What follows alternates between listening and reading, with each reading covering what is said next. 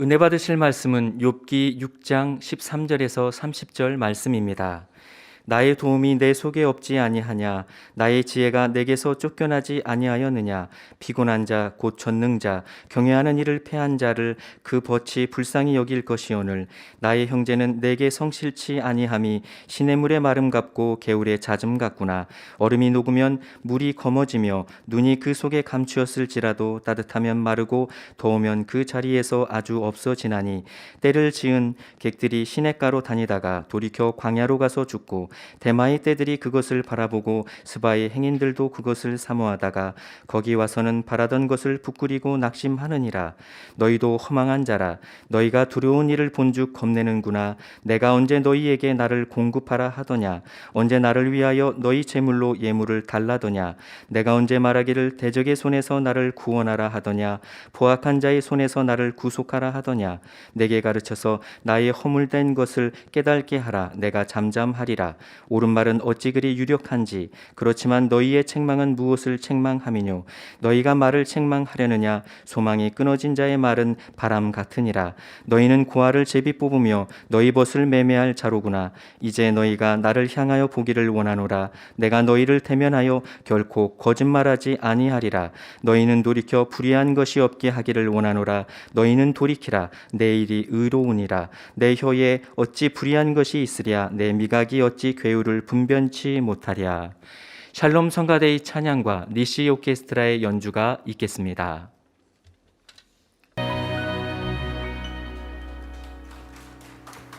당회장 직무대행 이수진 목사님, 욥기 강의 13번째 변하는 육적인 사랑 제하의 말씀 증거해 주시겠습니다. 특성으로 영광 돌려주신 바이올린 안미영 권사님의 은혜로운 연주에 감사드립니다. 네, 위로가 많이 되신 줄 압니다.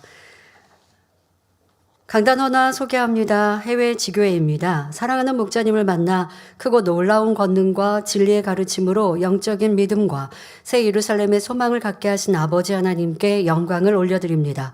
축복의 시간에 믿음이 성장할 수 있도록 인도해 주신 귀한 직무대행님께도 감사드립니다.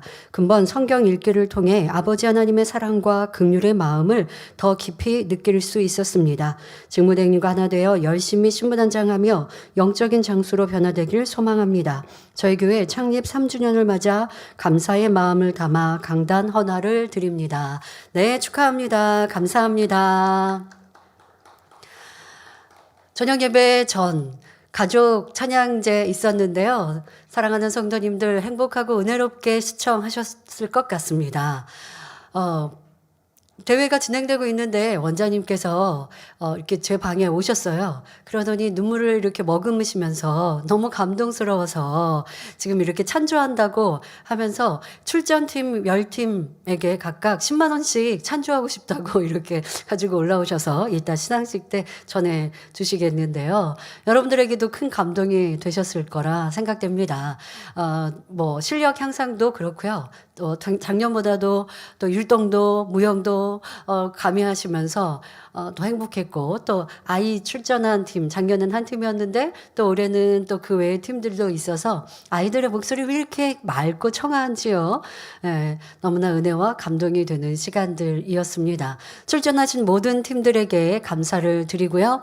또 행사를 준비해 주신 예능위원회와 또 모든 일꾼들 수고하신 분들께 감사를 드립니다. 특별히 또 연주, 반주로 함께해 주시고 또 찬양 실력도 향상할 수 있도록 연습도 시켜주신 분들께도 감사를 드리고요. 모든 분들 수고하셨습니다. 감사합니다. 원장님께서는 내년에도 또 이런 행사를 했으면 좋겠다 하시는데 모르겠습니다. 내년은 또 내년의 상황에 맞춰서 할 수 있겠는데요. 뭐 성도님들의 은혜 받은 정도에 따라 조금은 다르겠는데요. 함께 하신 모든 분들 또 시청하신 우리 성도님들께도 감사를 드립니다. 오늘 헌화도 해외에서 해주시고 또 찬양대회도 해외에서도 이렇게 출전을 하셨는데요. 모두 은혜롭게 잘 해주셨습니다. 먼저 보통은 우리가 설교 후에 간증을 전해드리는데 오늘 간증은 또 너무 은혜롭기도 하고 또 특별하기도 해서 먼저 간증 하나 읽어드리고 설교에 들어가도록 하겠습니다. 콩고에서 보내주신 간증인데요. 콩고 킨샤사 만민교회 대지레 로보 성도님. 간증이십니다. 이분은 육군 대령이신데요. 아주 간증이 특별하고도 은혜로워서 좀 깁니다마는 여러분들께 직접 읽어드리도록 하겠습니다. 하나님은 선하십니다. 저는 콩고 민주공화국 육군 대령 대질의 로보입니다. 킨샤사 만민교회 여선교회 회장 나딘의 남편이며 학생 선교회 연합부회장 마이클의 아빠입니다. 가족 모두가 일꾼이시네요. 저는 4년째 콩고 이투루주 부니아시 군사 작전에 참여하고 있습니다. 그동안 이투루 주에서는 두 개 부족이 항상 대립하여 화해 시도를 해왔으나 거듭 실패했습니다. 이 지역에 시찰 나온 대통령과의 만남에서 저는 반란군 문제는 무력이 아니라 대화로 풀어야 한다고 말씀드렸습니다. 이후 저는 반란군의 학살 중단을 위해 반란군의 지도자와 대화를 시도하는 임무를 받았습니다.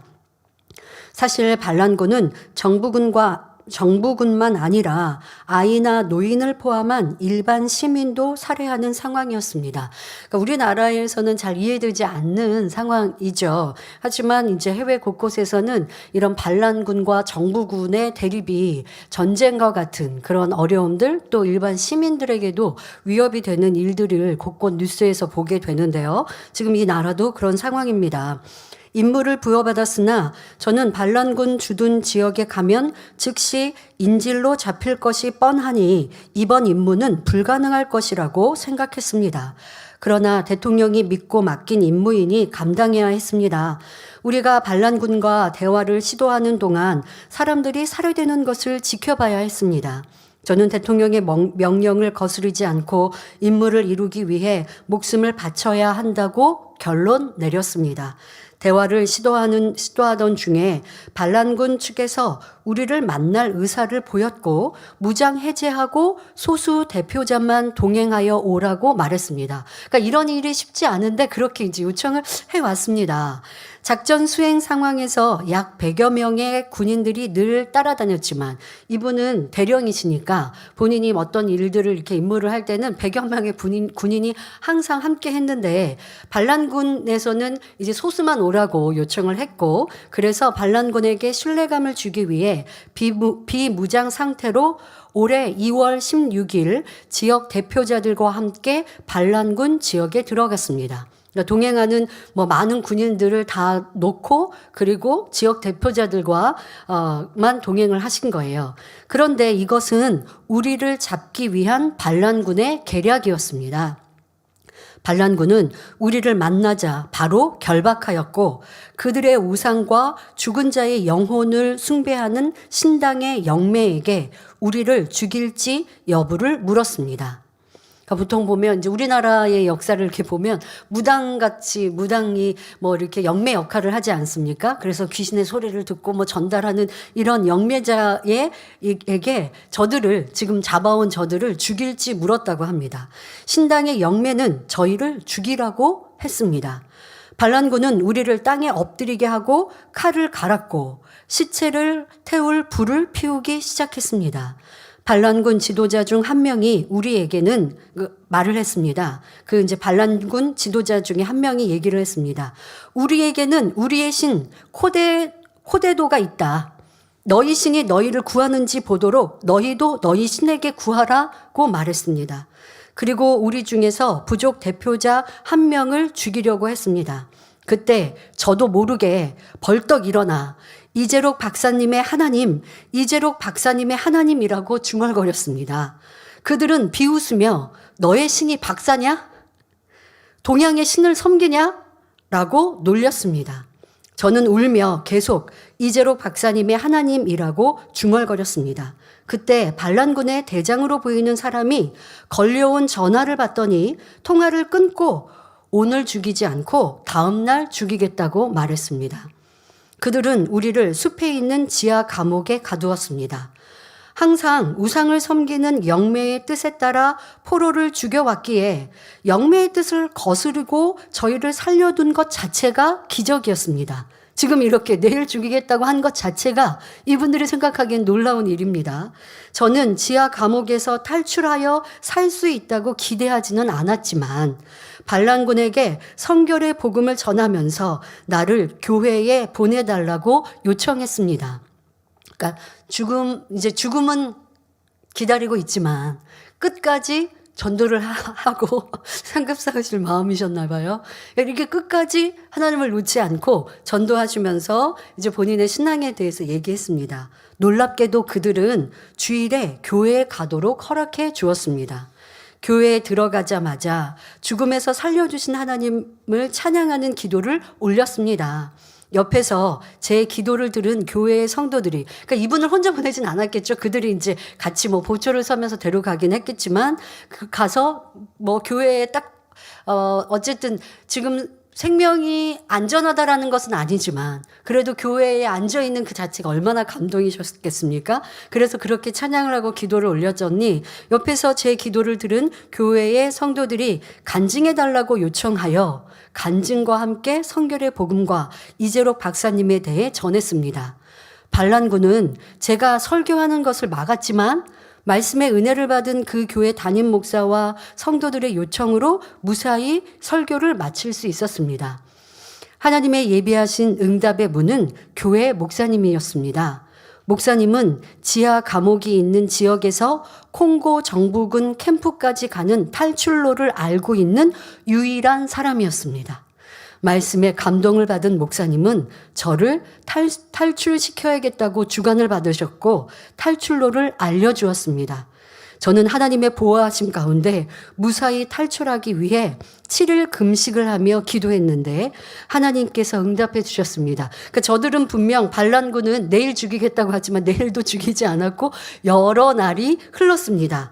그리고 4월 12일 금식 6일째 밤 간수들을 따돌리고 탈출에 성공했으며 차를 준비해서 기다리고 있던 목사님을 만나 자정부터 새벽 5시까지 달려 정부군 주둔지에 무사히 도착할 수 있었습니다. 할렐루야. 예, 지금 동그랗게 이렇게 표시한 건 이 맨발 표시죠. 그러니까 신발을 신을 겨를도 없이 저렇게 그냥 탈출을 하신 모습입니다. 하나님의 전능하심과 위대하심을 찬양합니다. 네, 아버지 하나님께 감사와 영광의 박수 올려드립니다.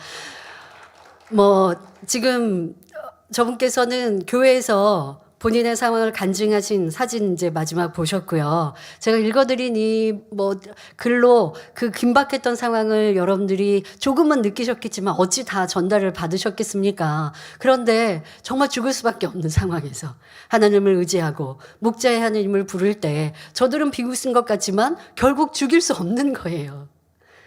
그리고 다음 날 죽이겠다. 오늘 죽이겠다 했지만 당장 죽이겠다 했지만 다음 날로. 그리고 시간이 많이 흘러서 이분이 2월 달에 잡혔지 않습니까? 그런데 4월에 이렇게 탈출하는 상황까지 이르게 되어졌습니다. 얼마나 놀라운 일입니까? 여러분, 우리의 삶 속에서 불가능을 가능케 하신 하나님. 그런데 그 하나님을 체험하려면, 그 하나님의 역사를 만나려면 우리의 믿음을 내보여야죠. 어려우니까 힘드니까 불평하고 원망하고 자포자기하면 하나님의 역사를 체험할 수 없고요. 이분과 같이 그런 살아계신 하나님. 그러면 목자의 하나님 부르니까 틀렸나요? 이거는 성경적이에요. 여러분 구약 성경 보십시오. 믿음의 선진들이 아브라함의 하나님, 이삭의 하나님, 야곱의 하나님 부릅니다. 내 조상이 체험했던 위대하신 하나님, 그분들이 만났던 하나님, 그런 하나님 나도 만나주세요. 내 문제 해결해 주세요. 라고 부르짖는 것이 성경에 기록되어 있습니다. 여러분들이 목자에 만난 하나님, 놀라운 권능으로 역사하시는 하나님, 우린 너무나 많이 보았어요. 그러기에 내가 체험한 하나님, 목자 하나님은 같은 분이시지만 때로는 내 믿음이 부족할 때, 그렇게 목자 하나님을 부를 때 여러분들의 힘이 더 오고 그 아버지 하나님의 역사를 체험하는 무수한 일들을 보았는데 이 콩고에서도 지금 이러한 간증을 보내주셨습니다.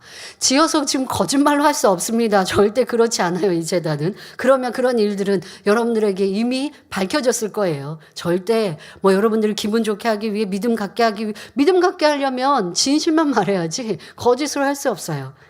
지금 이분이 이렇게 하나님의 역사로 죽음에서 노인바 되어주고 또 끝까지 믿음을 내보였을 때 아버지 하나님께서 사람을 연결하셔서 이렇게 살리시는 역사를 들으셨습니다. 여러분 삶에 이러한 믿음의 간증들이 더욱 넘치시기를 기원합니다. 말씀에 들어가도록 하겠습니다. 사랑하는 성도 여러분, 지난 시간에는 욥이 교만함으로 자신을 책망하는 친구의 말을 듣기 싫다 말하는 것을 보았습니다. 친구의 말이 마치 소금 넣지 않은 맛없는 음식과 같다 표현하며 친구를 무시하였지요. 또 자신은 잘못한 것이 없는데 하나님께서 자기를 괴롭히시는 것처럼 말하며 하나님께서 자신의 생명을 거두어 가셨으면 좋겠다 말하는 것을 보았습니다. 이는 하나님을 오해하는 것은 물론 지금 너무나 큰 잘못을 하고 있음에도 그 잘못을 알지 못하는 영적으로 무지한 자임을 알 수 있었습니다. 욥이 진리를 올바로 알지 못하기 때문에 정확히 분별하지 못하고 이랬다 저랬다 하는 모습도 볼 수 있는데요. 지난 시간에 살펴본 욥기 6장 10절에서는 내가 거룩하신 이의 말씀을 거역지 아니하였음이니라 하며 스스로 말씀 안에 살았다고 했습니다. 그런데 오늘 말씀드릴 6장 14절에서는 피곤한 자, 곧 전능자 경외하는 일을 패한 자라며 자신이 하나님 경외하는 일을 그쳤다 했으니 앞뒤가 안 맞는 말이지요. 이런 말들이 계속해서 나오고 있습니다. 앞에는 이렇게 말했다가 뒤에는 저렇게 말했다가 앞에서 이렇게 말했다가 자기가 말한 게 좀 찔리면 내가 지금 죽음을 앞에 두고 있으니까 내 말은 허탄해 하고 또 이렇게 말을 돌리기도 하고 이러한 모습이 바로 우리의 삶에서 나를 고집할 때 또 내 악으로 인하여서 주장할 때 나올 수 있다는 것을 깨닫고 내가 했던 말, 내가 하는 말, 욥의 지금 말, 또 친구들의 말 이런 말에서 교훈을 삼고 돌아볼 수 있으면 좋겠습니다. 자, 이렇게 하나님을 믿는다 하면서도 영적으로 무지한 사람은 선과 악, 진리와 비진리를 분별하지 못하니 영적인 소경이나 다름없습니다. 아무리 말씀의 지식이 많아도 또 마음이 좋은 밭이라 해도 진리를 올바로 깨우치지 못하면 욥처럼 비진리의 말들로 하나님을 서운케 할 수 있는 것이지요. 우리가 진리를 깨닫는 만큼 진리를 마음에 채우는 만큼 영적인 눈이 활짝 열려 분별력이 오는 것입니다. 그러므로 부지런히 말씀과 기도로 모든 비진리를 벗고 진리를 채워나감으로 영적인 눈이 열려야 하겠습니다. 또 욥은 자신의 기력이 돌이나 놋새처럼 단단하지 않아서 도저히 회복 불가능하다고 자기 입술로 시인했습니다. 그러나 저와 여러분은 항상 영적인 믿음을 소유하여 무에서 유를 창조하시는 하나님을 의지할 수 있어야 한다고 말씀드렸지요. 우리는 영적인 믿음을 소유함으로 어떤 어려운 상황에서도 좌우로 치우치지 않고 믿음의 고백을 할 수 있어야 합니다.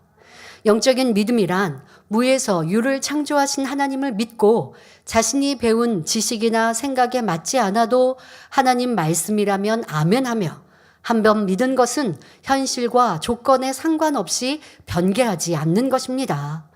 우리가 이러한 영적인 믿음을 가지고 기도할 때는 반드시 응답을 받습니다. 하나님께서 종종 시험 환난을 통해 성도들에게 연단을 허락하시는 이유도 변함없는 영적인 믿음을 갖게 하시기 위함입니다. 영적인 믿음을 소유하면 혹여 힘든 일을 만나도 하나님을 서운케 하는 말을 하거나 주의 사랑을 저버리지 않지요. 도리어 어려움 중에 믿음과 사랑을 내보여 더 큰 응답과 영광으로 나오는 것입니다. 그러니 우리 성도님들은 어떤 일을 만나든 하나님을 믿는 믿음과 사랑 안에 승리하시어 축복과 영광의 주인공으로 나오시기를 바랍니다. 또한 오늘 말씀을 통해 여러분 자신에게는 욥의 모습은 없는지 또 욥의 친구의 모습이 있지는 않은지 점검하시며 변화되는 시간이 되시기를 바랍니다. 본문 욥기 6장 13절에 나의 도움이 내 속에 없지 아니하냐 나의 지혜가 내게서 쫓겨나지 아니하였느냐 말합니다.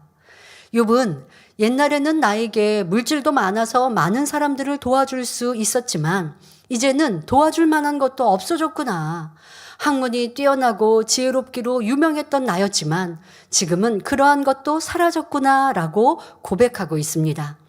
욥에게는 무에서 유를 창조하시는 하나님을 믿을 수 있는 영적인 믿음이 없었기 때문에 하나님을 의지하지 못하고 점점 나약해져 마침내는 자신의 의지력조차 잃어버리는 단계에 이른 것입니다. 하나님을 의지하지 않으니 지혜도 없어지고 어리석음만 남더라는 것입니다. 여러분도 성령 충만할 때는 하늘로부터 지혜와 능력이 임하니 사명도 잘 감당하고 기도도 열심히 하지요. 그런데 어느 순간인가 의심이 찾아오기 시작하면 충만함을 잃고 자신도 모르는 사이에 나약해져서 믿음 없는 말을 하고 버린 줄 알았던 혈기가 되살아나기도 합니다. 바로 욥이 이러한 상태인 것입니다. 당회자님은 누누이 말씀하셨습니다. 믿음은 변하는 것이 아니라고. 그러니까 믿음은 떨어지면 안 된다고. 그러니까 그것은 온전한 믿음이 아니었기 때문이라고 말씀하십니다. 그런데 많은 성도들이 믿음을 잃는 경우가 많죠. 그러니까 온전한 믿음, 참 믿음이 아니었기 때문입니다만은 시험할 날이 오면, 어려움을 만나면, 내 기도의 응답이 더디면, 문제를 만나면 충만했던 걸 잃어버리고 믿음이 있었던 사람인 것 같았는데 저 사람 믿음이 없네? 라고 느껴질 정도의 말과 행함으로 변개하는 것을 봅니다. 그러나 그런 모습이 내 안에 있었으면 신속히 자신을 인정하고 내게 이것밖에 안 됐구나. 그런데 이게 내 모습이구나. 그래서 내게 시험하려는 어려움이 온 것이구나. 인정하고 회개하고 돌이켜서 빨리 믿음을 회복하시면 돼요.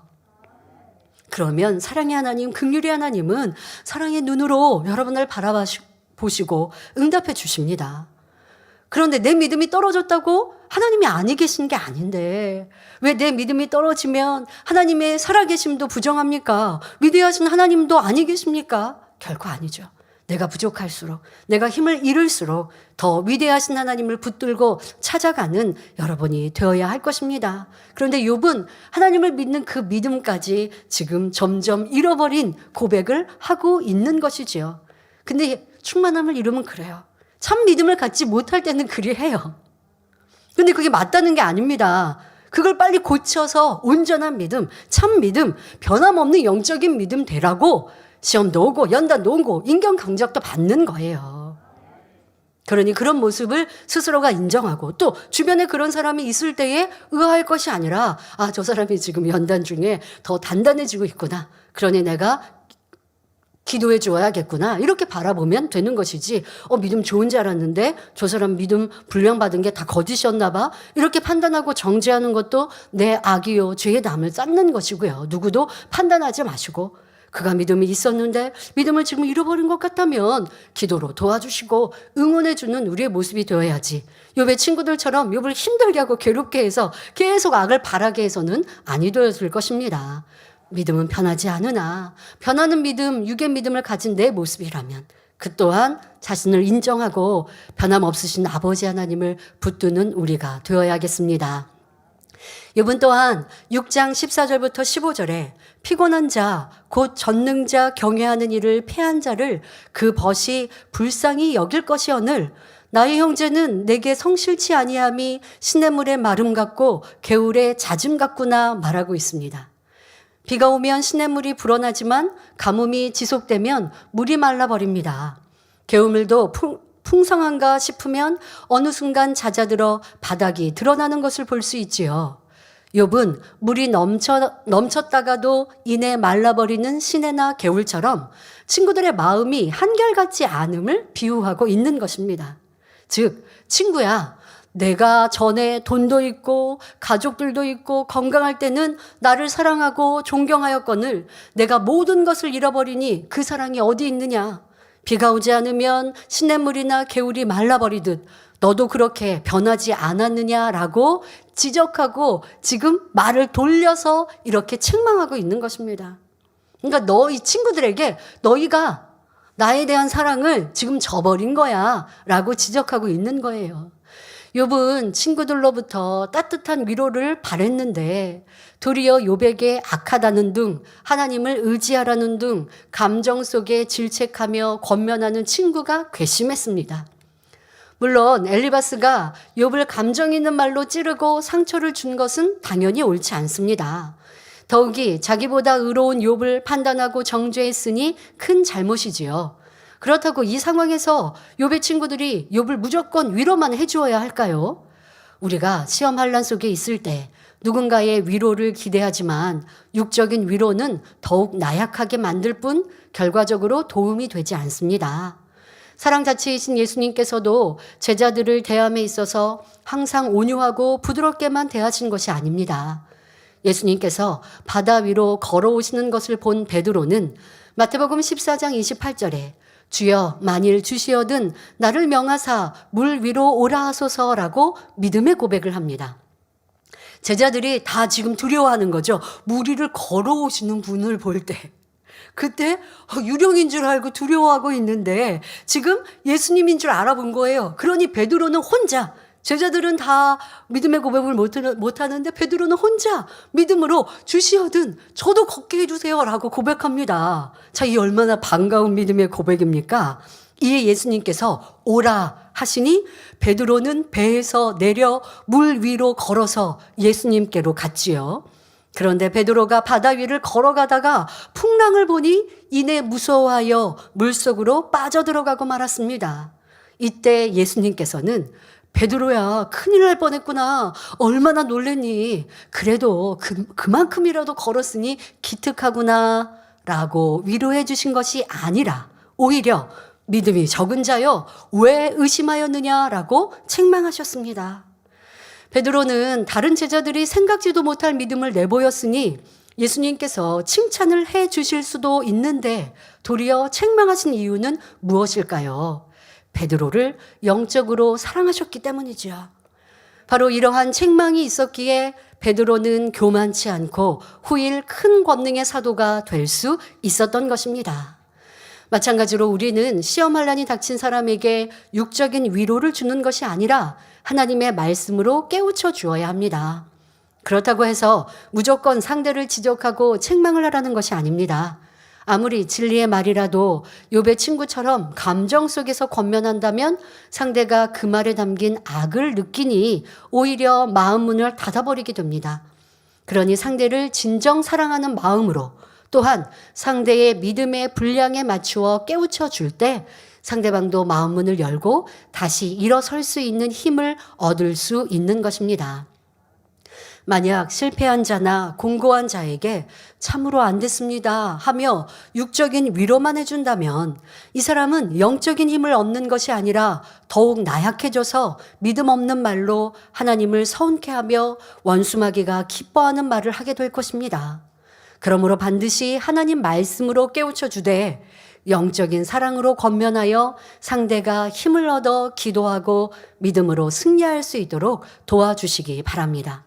무엇보다 우리 각자는 남에게 위로의 말을 듣고자 하는 마음보다 누가 나를 지적해 주기를, 권면해 주기를 바라는 그런 마음이 될 때 신속히 변화되고 큰 자가 될 수 있습니다. 그런데 보통 우리가 그렇지 않아요. 상대방이 나에게 위로해 주면 좋겠고 응원해 주면 좋겠고 칭찬만 해주면 좋겠어요. 근데 그런 사람은 큰 자가 될 수 없어요. 큰 그릇 될 수 없습니다. 그러니 우리는 상대에게 항상 그의 믿음에 따라 위로와 격려 또 필요에 따라 권면의 말로 믿음을 성장케 해주는 것과 함께 나는 상대에게 위로의 말, 권면의 말을 바라기보다 지적의 말, 책망의 말을 기대하고 바라는 이런 큰 그릇이 되면 좋겠죠. 자, 욥은 친구들을 향해 욥기 6장 16절부터 17절에 얼음이 녹으면 물이 검어지며 눈이 그 속에 감추었을지라도 따뜻하면 마르고 더우면 그 자리에서 아주 없어지나니라고 말합니다. 무슨 말일까요? 더러운 찌꺼기들이 있어서 우중충한 물도 얼려놓으면 깨끗해 보입니다. 그런데 얼음이 녹으면 본색이 드러나서 지저분한 물이 되지요. 또 겨울 동안 수북하게 쌓인 눈도 햇볕이 내리쬐면 이내 녹아서 물이 되고 더운 날이 계속되면 이 물까지도 증발해 버립니다. 언제 그 자리에 눈이 있었느냐는 듯 흔적조차 없이 사라지지요. 욥은 친구들에게 바로 너희들의 마음도 이와 똑같다고 말하는 것입니다. 즉 얼음이 녹은 후처럼 너희의 본색이 드러난 것이고 물이 햇볕에 증발한 것처럼 너희의 사랑이 온데간데 없이 사라졌다 말하고 있습니다. 욥이 부유하고 건강할 때에는 친구들이 와서 사랑한다 했고 항상 욥을 존경하며 아부도 했는데 이제 욥이 빈손이 되니 그 마음이 친구들의 마음이 변하였다고 말하고 있는 것이지요. 하나님께서는 왜 욥을 통하여 이런 말씀을 기록하게 하셨을까요? 사람의 마음이 이처럼 간사함을 알려주시기 위함입니다. 말씀을 통해서 우리 인생의 마음을 살펴보기를 원하시는 것이지요. 흔히 사람이 부유할 때는 많은 사람들이 따르며 굉장히 깍듯이 대합니다. 좋은 것도 사주고 이것저것 베풀어 주니 자기 유익을 쫓아 따르는 것이지요. 그런데 만일 그 부자가 하루아침에 빈털터리가 되었다면, 그리고 반대로 자신이 부유해져서 입장이 바뀌었다면 그래도 변함없이 섬기며 사랑할 사람이 얼마나 될까요? 옛 속담에 재상집 개 죽은 데는 조객이 저자를 이루어도 정작 재상 죽은 데는 문전이 조용하다는 말이 있습니다. 권세자의 집에서 기르던 개가 죽으면 조문객들이 시장처럼 많이 모이지만 정작 권세자 본인이 죽으면 찾아오는 사람이 없다는 의미죠. 왜? 권세자가 죽었으니 내가 그 앞에 줄 서서 도움받을 게 없잖아요. 근데 권세자는 살아있고 개가 죽었다 그러면 권세자에게 가서 아유 사랑하고 아끼던 개가 죽었는데 어떡해요 라고 하면 그 권세자가 나에게 도움을 줄까 바라는 마음으로 그렇게 쫓아가는 거죠. 자, 이는 자기의 유익을 쫓아 시시각각 태도를 달리하는 사람들의 모습을 풍자하여 일컫는 말입니다. 이렇게 달면 삼키고 쓰면 뱉는 것이 보통 사람들의 모습입니다. 당의자님께서도 하나님을 만나기 전에 7년간 병들어 계실 때 주변 사람들에게서 이처럼 변질되는 모습을 여실히 보았다고 간증하셨지요. 사람들은 서로 사랑한다는 고백을 많이 하지만 현실적으로 자신에게 유익이 되지 않으면 진정한 사랑의 행함이 나오지 않는 경우가 많이 있습니다. 언제든지 자신의 유익에 따라 변하는 육적인 사랑이기 때문입니다. 반대로 영적인 사랑은 영원히 변치 않으며 오히려 세월이 흐르면 흐를수록 깊이가 더해집니다. 만일 우리가 영적인 믿음을 가지고 하나님을 믿고 사랑한다면 세월이 가면 갈수록 그 사랑이 더욱 승화되는 것을 느낄 수 있습니다. 육적인 사랑은 자기의 유익을 구하는 사랑이지만 영적인 사랑은 상대의 유익을 구해주며 자신을 희생해주는 사랑이기에 변함이 없는 것입니다. 욥의 친구들도 육적인 사랑을 하였으므로 욥은 친구들의 변질된 그 마음을 끄집어내어 말하고 있는 것입니다. 이러한 말씀을 통해 나 자신은 욥의 친구와 같은 마음은 있지 않은가? 사랑한다고 말하면서 내 유익을 구하고 있지는 않은가? 내 생각에 맞지 않으면 감정이 상하고 혈기를 내지 않는가? 상황에 따라 변하는 육적인 사랑을 하고 있지 않은가 돌아볼 수 있어야 하겠습니다. 그런데 연단의 때에 지금 같은 육적인 사랑을 철저하게 느끼는 것도 큰 축복입니다. 앞서 말씀드린 것처럼 우리는 인간 경제를 받고 있는 이 세상 속에 사람과의 관계 그 안에서 마음도 기쁘기도 하지만 슬프기도 하고 연단을 받게 되거든요. 대부분의 연단에서 깨우쳐야 될 것, 오직 하나님만이 변함이 없으십니다. 나의 의지할 분은 하나님뿐이십니다. 라고 하는 것을 깨달을 때 연단이 신속히 끝나고 응답과 축복으로 바뀌는데요. 그 깨우침과 함께 느끼는 것이 무엇이냐? 지금 욥이 말하고 있는 것처럼 야, 내 주변의 사람들이 이렇게 변하는구나. 이렇게 육적인 사랑이었구나. 내가 잘 나갈 때는 나를 사랑한다고 하고 나에게 좋은 말을 했지만 내가 지금 이렇게 모든 것을 잃고 나니 다 떠나갔구나. 육의 무익함을, 육의 사랑의 쓸데없음을 느끼는 거. 그거 여러분들 그 사람들한테 탓할 필요 하나도 없어요. 그게 육인 거예요. 그걸 깨닫는 게 인간 경작에 있어 굉장히 중요해요.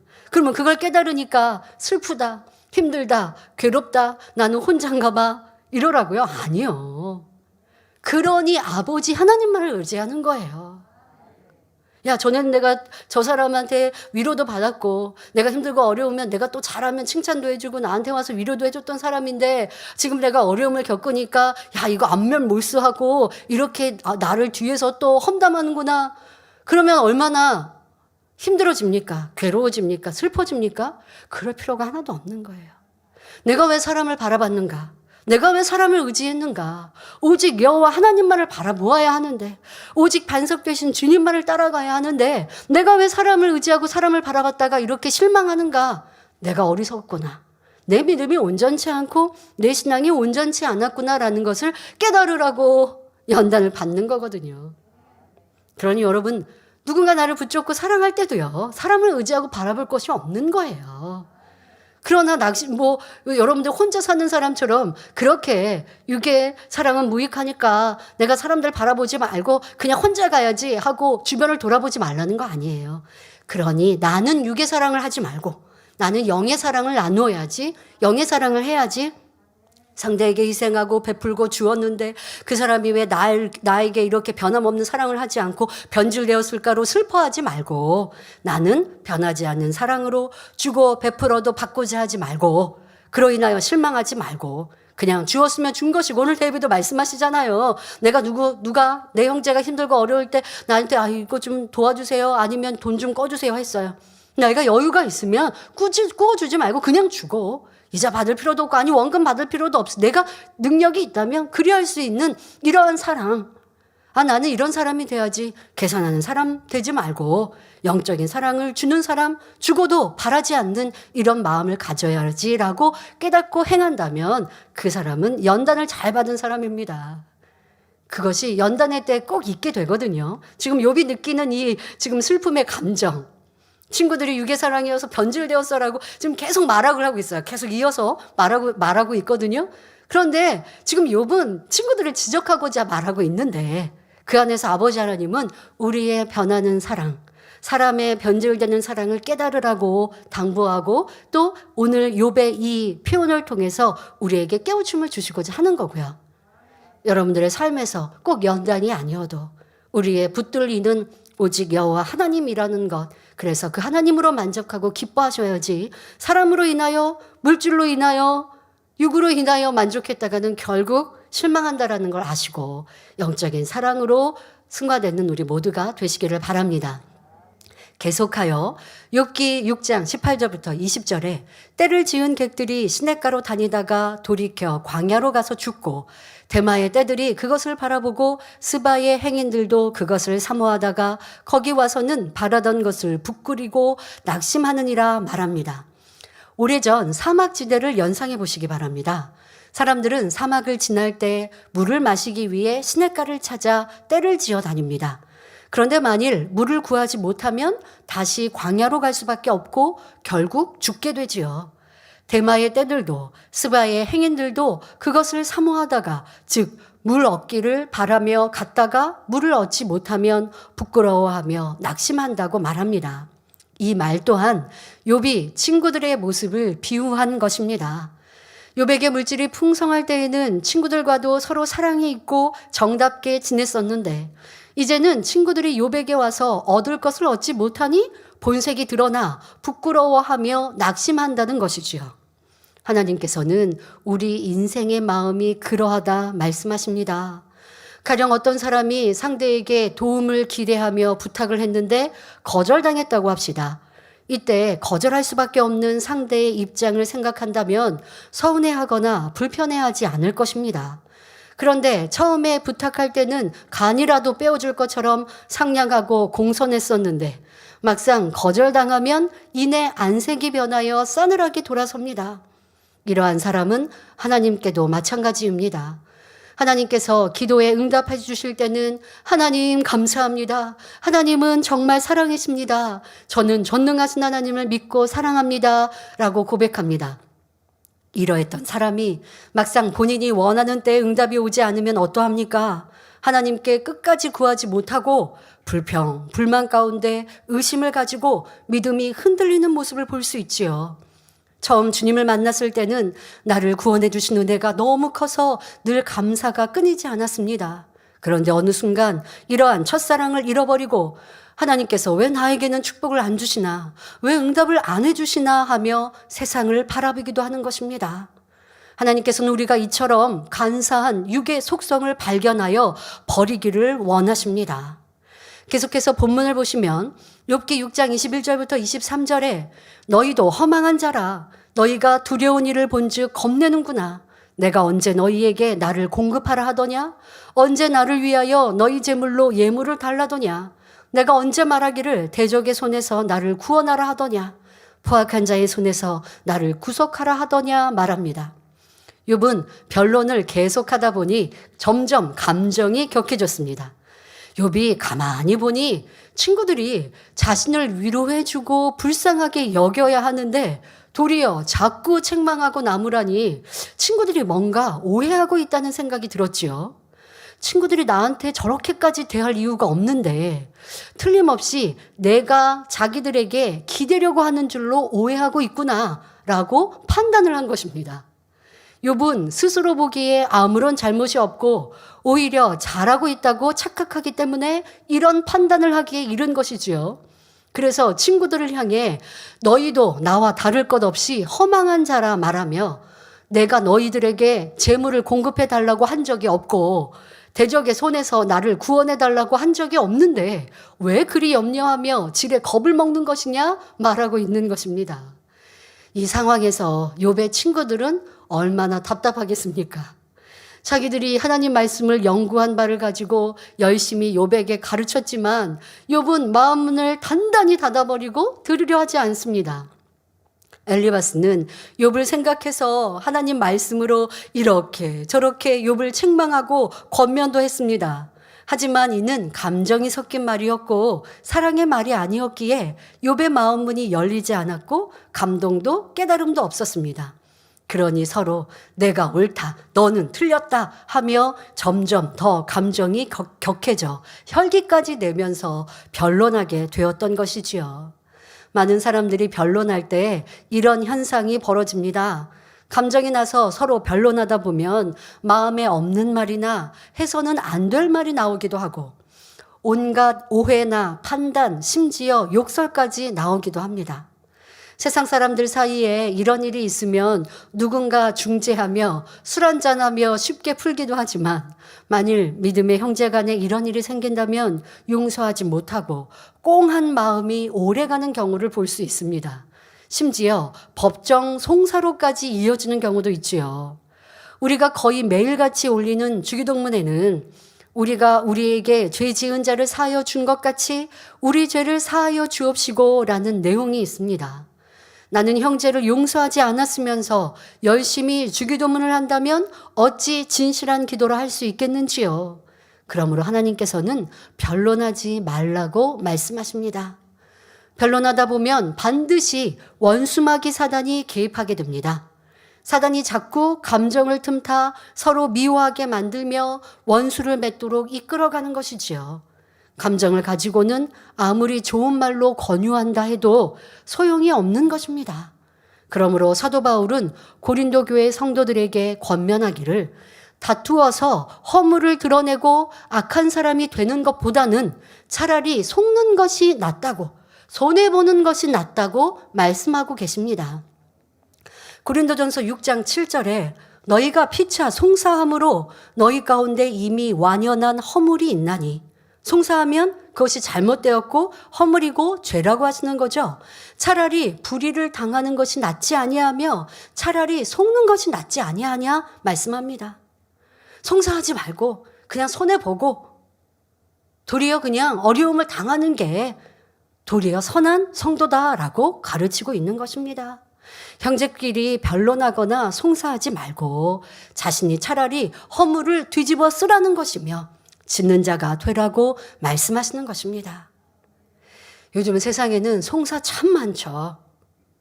자, 세상이 그러한다고 하나님을 믿는 자녀들이 그래야겠습니까? 조금 손해보고 조금 여러분들이 피해를 당하는 것 그렇게 하고 내가 상대와 대항하지 않고 다투지 않고 송사하지 않는 것이 도리어 선한 성도일 것입니다. 그런데 하나님 나라를 이렇게 괴롭게 하고 어렵게 하면 다 양보하면 교회는 어떻게 됩니까? 그러니 교회 안에서는 적절하게 지혜롭게 대처하고 해야겠죠. 그러나 우리가 교회에서 무슨 불의한 사람이나 악한 사람들을 송사하고 하지 않죠. 여러분들의 삶 속에서는 세상을 살아가면서 우리는 지혜로워야 합니다. 그리고 악한 세상 속에 살아가다 보면 괴롭히고 어렵게 하고 내 것을 빼앗으려는 악한 사람들도 있게 되어지죠. 그러나 세상은 또 지혜롭게 여러분들이 대처하고 또 그 안에서 지킴받기 위해 항상 기도하고 선과 진리, 공의 가운데 여러분들이 행하여서 또 내가 스스로 불법 속에 그런 일들을 자초해서는 안 되겠고요. 형제 안에서는 이런 일들이 없어야 한다 말씀하십니다. 세상은 지혜롭게 여러분들이 대처해 가고 필요에 따라 해야 하지만 그러나 세상 안에서도 하나님을 믿고 의지한다면 조금 손해보고 조금 피해보는 것을 여러분들이 도리어 내가 선을 쫓아 나아가는 것, 싸우고 다투는 것보다 먼저 진리를 쫓아 나아갈 수 있는 우리가 되면 좋겠습니다. 욥의 친구가 이제까지 많은 비유와 말씀으로 열심히 욥의 허물을 지적해 주었지만 욥은 그 말을 하나도 깨닫지 못하고 있었습니다. 엘리바스 자신도 의롭지 않으면서 감정적으로 욥을 지적하니 욥은 아예 마음 문을 닫아버렸고 그렇기 때문에 말이 귀에 전혀 들어오지 않았던 것이지요. 이렇게 상대가 마음 문을 닫아버린 경우에는 차라리 말을 안 하는 편이 더 낫습니다. 또 대화를 할 때 10사람이면 10사람의 생각이 다 다른데 내 생각만 옳다고 주장한다면 상대를 존중하는 것도 아니고 영적인 사랑도 아님을 알아야 하겠습니다. 그래서 욥은 말합니다. 욥기 6장 24절부터 26절에 내게 가르쳐서 나의 허물된 것을 깨닫게 하라. 내가 잠잠하리라. 옳은 말은 어찌 그리 유력한지 그렇지만 너희의 책망은 무엇을 책망함이뇨? 너희가 말을 책망하려느냐? 소망이 끊어진 자의 말은 바람 같으니라 합니다. 자, 이 말은 나의 허물을 말해보아라. 내가 납득이 되면 깨닫고 돌이킬 것이며 조용히 있겠노라 말하는 것입니다. 엘리바스가 여태껏 욥에게 지적하고 권면했음에도 욥은 깨우치지 못했다 하면서 내 허물이 무엇인지 말해보라고 하고 있는 것입니다. 여러분 이럴 때 좀 많이 있죠. 서로 대화하는데 지금까지 열심히 말했어요. 그런데 상대방이 처음부터 다시 내가 뭘 잘못했는데 그러면 피차 답답하시죠. 지금 욥도 친구가 지금 앞서서 너가 잘못됐어 라고 말했거든요. 그랬는데 내가 뭘 잘못했는데 너희가 말해봐. 내가 잘못한 걸 너희가 지적할 때 내가 그게 수긍이 되면 인정할게. 지금 다시 원점으로 돌아와서 말하고 있습니다. 자, 이렇게 욥은 친구의 말을 아주 우습게 여기는 한편 이어서 옳은 말이 어찌 그리 유력한지라고 말합니다. 이는 친구야, 너의 말이 옳은 것은 나도 안다라고 시인하는 말이죠. 욥의 말이 이랬다 저랬다 하는 상황입니다. 지금 방금 말은 내가 뭘 잘못했는데 너가 나에게 깨우쳐주면 내가 인정할게. 그러니까 지금까지 너가 한 말은 맞지 않아라고 하는 거 아닙니까? 그런데 지금 지적하고 있는 너의 말이 또 맞다라고 말하고 있어요. 말이 이리 갔다 저리 갔다. 여러분들이 나를 주장할 때는 이런 모습이 참 많이 있고요. 진리를 벗어날 때는 이런 모습이 참 많이 있어요. 또 내가 방금 했던 말도 기억하지 못해요. 이러한 말쟁이가 돼서는 안 되거든요. 그런데 말을 할 때는 내 감정이 격해지니까 내가 틀렸는지도 지금 앞뒤 말이 다른지도 모르죠. 어떻게 해야 돼요? 말을 줄여야 될 것이고 겸비하게 나를 돌아보는 자세가 되어야 합니다. 자, 또 이어지는 말은 너희는 내가 하는 말에 대해 책망하려는 것이냐? 아무 소망이 없는 나의 말은 바람과 같을 뿐이다 라고 욥이 지금 말하는 내용입니다. 바람과 같다는 것은 진실이 없다는 것이요 아무 값어치가 없다는 말입니다. 다시 말하면 친구 내 말이 옳긴 하다만 나는 죽을 날만 기다리는 사람이지 않니? 이처럼 소망이 끊어진 사람의 말은 그냥 입에서 나오는 대로 내뱉는 말이라서 바람같이 헛되고 가치도 없고 무의미한 것이야. 그런데 너희는 나를 위로해 주지는 않고 이렇게 무기력하고 허망한 자의 말을 꼬투리 잡으려고 하느냐? 그것이 어찌 사랑이냐라고 계속해서 친구들을 책망하고 있는 것입니다. 욥의 말만 보더라도 이 말, 저 말, 참 앞뒤가 안 맞는 말을 계속하고 있습니다. 너무 헷갈리죠? 자, 이것이 우리의 비진리의 마음으로 내뱉는 말들입니다. 내 말이 맞았다가 했다가 틀렸다가 했다가 네 말이 안 맞다고 했다가 또 그래 친구들 네 말이 맞아. 네 말이 맞다마는 지금 나는 죽음을 앞두고 있는 사람이기 때문에 내가 하는 말들이 그냥 바람같이 아무 말이나 지금 내가 말하고 있으니까 그 말에 토달지 마. 앞서서는 내 말이 틀린 말이 뭐 있냐 이렇게 말했다가 자 이러고 있는데 이것이 우리의 삶의 내 입술이고 내 생각은 아닌가 우리 자신을 들여다보면 좋겠습니다. 자, 뿐만 아니라 욥은 이런 친구들을 너무나 악하다고 정죄까지 하고 있습니다. 자, 욥기 6장 27절부터 29절에 너희는 친구들에게 말하는 거예요. 너희는 고아를 제비 뽑으며 너희 벗을 매매할 자로구나. 이제 너희가 나를 향하여 보기를 원하노라. 내가 너희를 대면하여 결코 거짓말하지 아니하리라. 너희는 돌이켜 불의한 것이 없게 하기를 원하노라. 너희는 돌이키라. 내 일이 의로우니라 했지요. 자, 여기서 고아를 제비 뽑는다는 것은 우습게 여기며 함부로 대한다는 뜻입니다. 고아는 긍휼히 여기며 도와주어야 할 대상입니다. 그래서 성경 곳곳에 고아와 과부를 비롯하여 가난한 자, 소외된 자, 사회적인 약자들을 돌아보며 구제할 것을 강조하고 있습니다. 출애굽기 22장 22절에 너는 과부나 고아를 해롭게 하지 말라 하셨고 야고보서 1장 27절에 하나님 아버지 앞에서 정결하고 더러움이 없는 경건은 곧 고아와 과부를 그 환난 중에 돌아보고 또 자기를 지켜 새 속에 물들지 아니하는 이것이니라 말씀하셨지요. 이러한 말씀이 있는데 도리어 고아를 우습게 여기며 더구나 친구를 팔아넘긴다는 것은 도저히 있을 수 없는 악행입니다. 그런데 욥이 볼 때 친구들이 이러한 사람들처럼 사람의 도리도 모르는 악한 자 중에 악한 사람이라는 것입니다. 그래서 이제 너희가 판단해보고 떳떳하면 나를 쳐다보아라. 내가 말하는 것이 다 진실이고 사실이다. 너희 자신을 반성하고 회개하고 돌이켜라. 내가 옳으니라고 말하고 있는 것입니다. 욥은 바로 직전에 자신의 말은 바람처럼 허망하고 의미 없다고 말했지 않습니까? 그런데 다시 태도를 바꾸어서 나는 거짓말하지 않는다. 나는 의롭다라고 말하고 있으니 이 또한 모순된 모습이죠. 그러나 욥의 중심은 거짓말하려는 것도 아니며 악한 중심도 아니었습니다.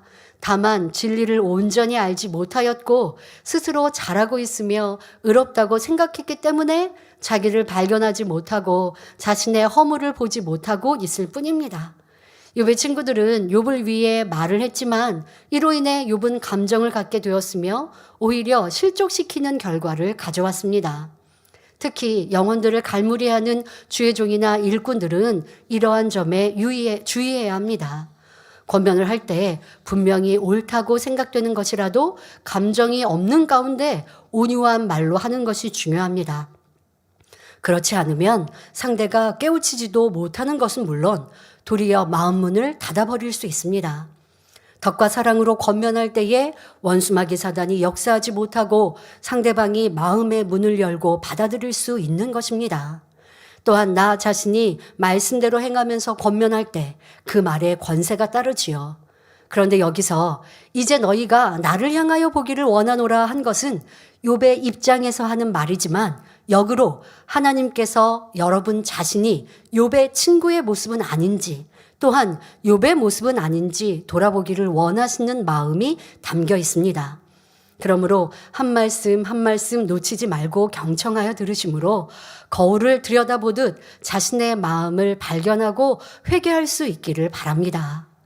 욥은 진리를 바로 알지 못하면서 친구의 말을 무시하고 자신만 옳다 주장하고 있습니다.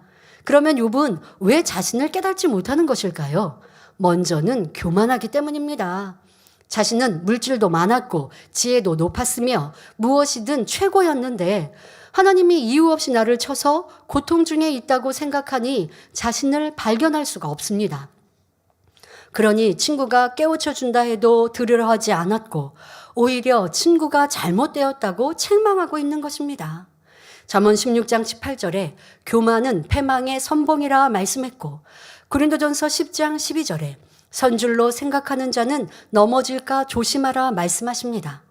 내가 이 정도면 되었다고 생각한다면 교만이며 위험 신호임을 알아야 합니다. 이렇게 교만이 있으니 그 말에도 많은 실수가 있는데 스스로 깨닫지 못하고 있습니다. 욥은 올무가 되는 말들로 계속하여 사단에게 송사거리를 제공해 주고 있었던 것이지요. 그러니 우리는 항상 자신을 낮추고 겸손히 돌아보아야 합니다. 나는 날마다 죽노라 고백했던 사도 바울과 같이 늘 자신을 점검하며 스스로 낮아지고 마음을 할례해 나갈 때 사단이 추워도 틈타지 못하는 것입니다. 교만은 자기가 서 있는 상태입니다. 욥은 교만하여 스스로 선자가 되었기에 결국 넘어짐으로 친구들 앞에 창피를 당하며 순환을 겪고 있는 것이지요. 욥이 자기 자신을 깨우치지 못하고 있는 또 다른 이유는 자신은 최선을 다해 살아왔기 때문입니다. 곧 자신이 잘한 것만 생각하고 있는 것입니다. 자신은 선하고 의롭게 살고 있다고 믿고 있었기 때문에 그런 자기에게 불의가 있을 리가 없다고 스스로 생각한 것이지요. 그래서 욥기 6장 30절에 내 혀에 어찌 불의한 것이 있으랴 내 미각이 어찌 괴우를 분변치 못하랴 말하고 있습니다. 욥은 혀로 단맛, 쓴맛, 짠맛을 구분할 수 있는 것처럼 자신은 옳고 그름을 확실하게 분별할 수 있다고 말합니다. 결국 자신의 판단이 옳으며 자기의 말과 생각은 다 맞고 상대는 그르다는 것이지요. 욥이 연단받는 이유가 적나라하게 드러나고 있습니다. 자, 여러분, 이게 연단받는 이유라니까요. 연단할 때 딱 이렇다니까요. 많은 말을 막 쏟아내요. 근데 그게 원수마귀 사단의 밥이 되고 또 내 앞에 계속 올무를 놓아서 넘어지게 하는 거라고요. 그러면 지혜롭게 이걸 반대로 하면 되겠죠? 연단할 때 입을 다물고 겸비하게 나의 자신의 부족한 것을 보되 이제까지 잘한 것은 다 뒤로 하고 무엇이 부족한가? 지금 내가 무엇이 잘못되었는가를 찾고자 하는 겸비한 자세가 될 때 성령의 깨우침으로 문제를 해결할 수 있습니다. 그런데 욥은 그런 자세가 되지 못하죠. 그리고 친구들만 도리어 하나님이 잘못되었다 말하고 있습니다. 자, 이 재단에 연단이 왔을 때도 그리하더라고요. 많은 사람들이 나는 옳고 나는 이렇게 잘하고 있고 서로가 그러니까 줄다리기 하듯이 계속 팽팽한 줄로 하나님이 역사하실 수가 없습니다. 응답하실 수가 없습니다. 자, 그런데 지금 시간을 뒤돌아보니 내가 주장하였구나. 내가 옳다였구나. 내가 상대를 책망하고 지적하는 뾰족한 눈과 입술이었구나 라고 깨닫는다면 그것이 연단이 끝나는 때여 아버지의 응답과 축복을 받을 수 있는 지름길이니 우리는 그런 겸비한 자세가 되어야 하겠습니다. 지금까지 욥이 말한 내용 중에 진리에 맞지 않는 것이 많이 있었습니다.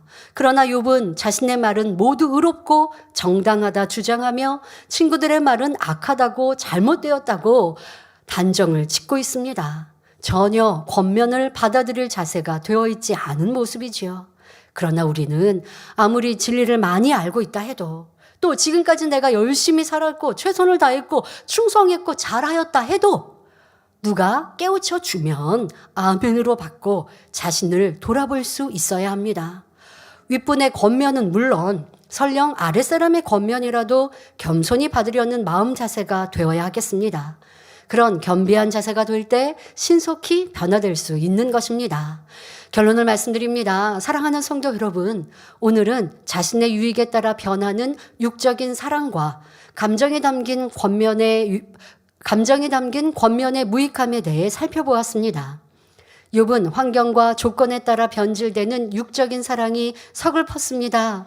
또한 진리의 말씀을 잘 알지 못하는데도 하늘나라의 소망도 없었기 때문에 연단의 시간 하루하루 탄식만 더해갈 뿐 기쁨도 없고 감사가 없는 삶이었습니다. 그러면서 시종일관 자기는 의롭다 말하고 자신만이 최고인 양 교만해져서 친구가 전하는 진리의 말도 받아들이지 않는 안타까운 모습이 되어버리고 말았지요. 그러나 저와 여러분은 사랑장의 말씀을 비롯하여 낮아져라, 항상 기뻐하라, 범사에 감사하라, 주는 것이 받는 것보다 복되다 등등 무수한 진리의 말씀을 들어 밝히 알고 있습니다.